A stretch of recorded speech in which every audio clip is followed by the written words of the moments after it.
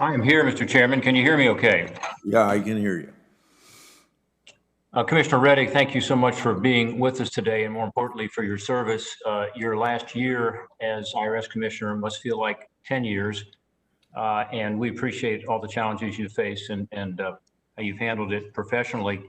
I'm going to ask you a few questions about some concerns I have, but overall, let me say that I'm pleased you got those checks out as quickly as possible. There's been a lot of discussion of that this morning, but one data point that was in your testimony in 2008, it took us 10 weeks to get the first check out. 10 weeks into this one, we had about 90 to 95% of the checks out. And although I was hearing from a lot of my constituents about where's my check, I do think that that was one of the areas where we did best in terms of the legislation that we passed here in Congress and getting real help to people right away. It was needed. We may do it again, and so I think these questions are appropriate to ask. One is, what are you doing to correct some of the problems that were encountered, in particular, those who did not have a bank relationship, were unbanked or didn't have up-to-date personal information, have had a tough time getting their checks. They log on to Get My Payment, which I've encouraged all of them to do, and my teletown halls and so on, and they find out their check's gone to another account they've never heard of, as an example. So these are folks who often are low income and need the checks more than anybody. So what's the status of some of these incorrect or non-delivered payments, and what steps are being taken to ensure that incorrect checks are being processed and reissued right away? Reissuing checks is a priority for the Internal Revenue Service. We actually, take it very seriously, the concept of trying to get these payments out to the eligible Americans as quickly as possible. We put together those portals. The first portal with respect to the non-filers was put together was launched on April 10th. The portal with respect to Get My Payment was launched on April 15th. The Get My Payment portal, 14 million people successfully used it.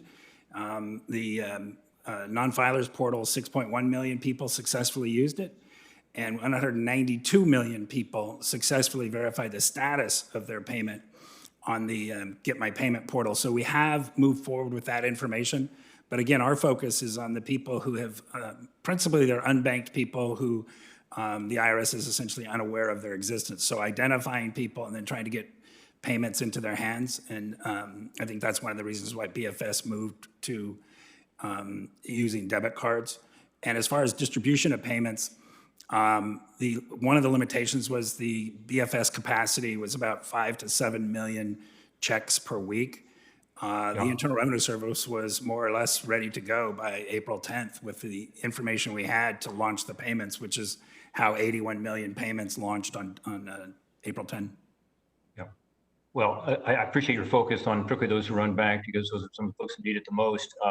The other question I have is about refunds this year.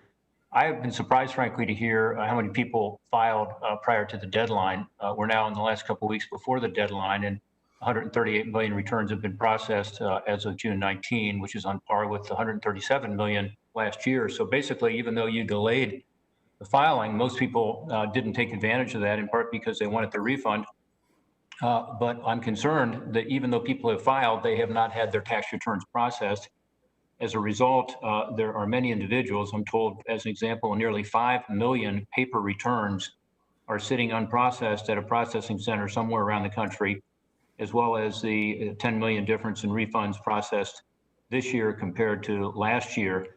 So we are taking people's tax returns early, but we're not processing them. As a result, these refunds are sitting in the federal treasury rather than going out to people as they should.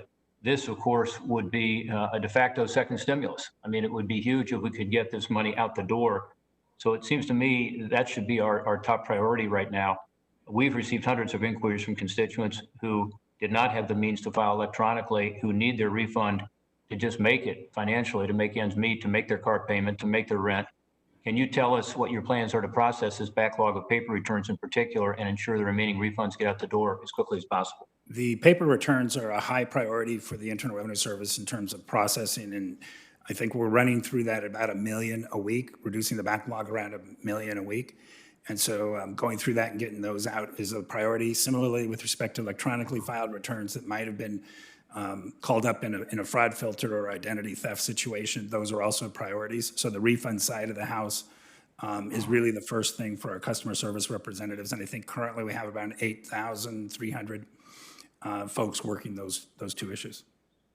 Well, I would urge you to redouble your efforts there. Again, when we're looking at what's happening right now in the economy, we've still got 10 million people out of work. We've still got ourselves in a recession, and getting these refund checks out is absolutely critical. And, you know, they're due people. So we have the information. It's something that can be done.